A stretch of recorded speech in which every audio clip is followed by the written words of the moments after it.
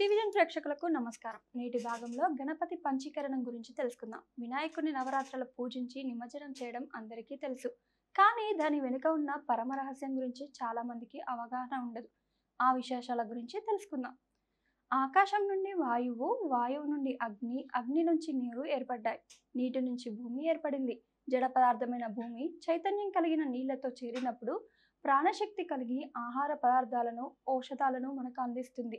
నీరు ప్రాణాధార శక్తి, జడశక్తులు కలయికతో ఈ సృష్టి ఏర్పడినందడానికి సంకేతంగా గణపతి విగ్రహాన్ని మట్టి నీరు కలిపి తయారు చేస్తాం. అప్పుడు అది పూజార్హం అవుతుంది. మన శరీరంలో 6 చక్రాలు ఉన్నాయంటుంది యోగా శాస్త్రం. 6 చక్రాల్లో మొదటిది మూలాధార చక్రం, వెన్నుపూస చివరి భాగాన ఉంటుంది. 4 రేకులు పద్మం వలె ఎర్ర రంగు కాంతులు విరజిమ్ముతూ ఉంటుంది. యోగా శాస్త్రం ప్రకారం మూలాధార చక్రానికి గణపతి అధిష్టాన దేవత. మూలాధారం పృథ్వీతత్వం అంటే భూమికి సంకేతం.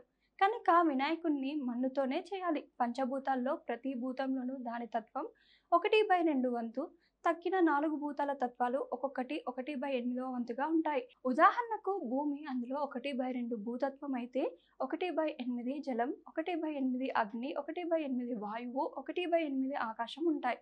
దీన్ని పంచీకరణం అంటారు. ఒక్కో తత్వానికి ఒక్కో అధిష్టాన దేవత ఉంటారు. భూతత్వానికి అధిష్టాన దేవత గణపతి, ఆకాశతత్వానికి ఈశ్వరుడు శివుడు, జలతత్వానికి నారాయణుడు, అగ్నితత్వానికి అంబిక, వాయుతత్వానికి ప్రజాపతి బ్రహ్మ.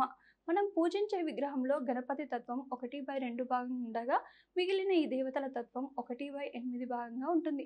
పరమాత్ముడు ఒక్కడే ఎన్నో విధాలా కనిపించినా అన్నీ ఒక్కడినే చేరుతాయి.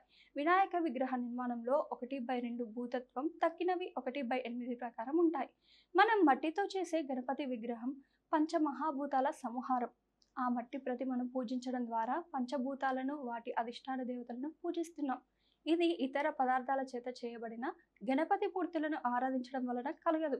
పంచభూతాలతో ఆధునిక మానవుడు సంబంధం తెచ్చుకున్న కారణం చేతనే అనేక సమస్యలకు, ఒత్తిళ్లకు, రోగాలకు బాధితుడవుతున్నాడు.